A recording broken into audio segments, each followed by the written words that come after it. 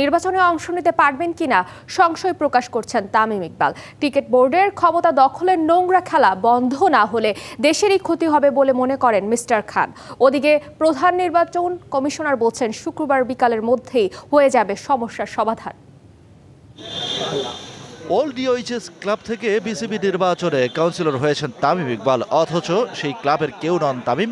এমন অভিযোগ এনে নির্বাচন কমিশনে দেওয়া হয়েছে চিঠি। শুনানিতে হাজিরাও দিয়েছেন তামিম একাই। হিসেব বলছে তার ভোটাধিকার প্রয়োগে থাকবে না কোনো বাধা। তারপরও তামিমের সংশয়, এসব ষড়যন্ত্র অব্যাহত থাকলে আদৌ নির্বাচন করতে পারবেন কিনা তা নিয়ে দেখা দিয়েছে তার মনে সংশয়।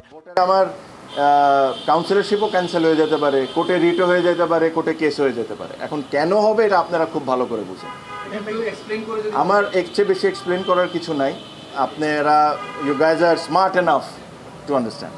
মাস চারেক আগে তৃণমূল ক্রিকেটার 14 ক্লাবের অনিয়ম খতিয়ে দেখতে বিসিবিকে পরামর্শ দেয় দুদক। বিসিবির আগামী কার্যনির্বাহী কমিটি সেই বিষয়ে নেবে সিদ্ধান্ত।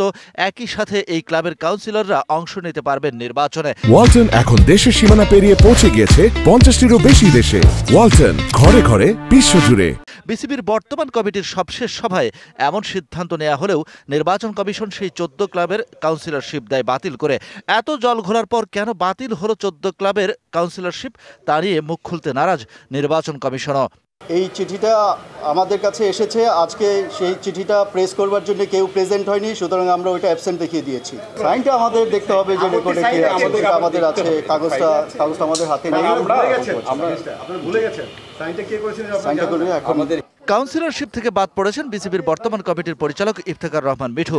নির্বাচন কমিশনের শুনানিতে অংশ নিয়ে এই সংগঠক বললেন, গঠনতন্ত্র উপেক্ষা করে নির্বাচন কমিশন কোনো সিদ্ধান্ত নিলে আদালতে যাবেন তারা।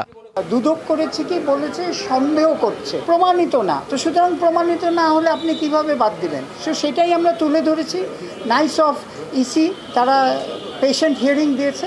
আমরা আশা করছি যে we will get proper justice.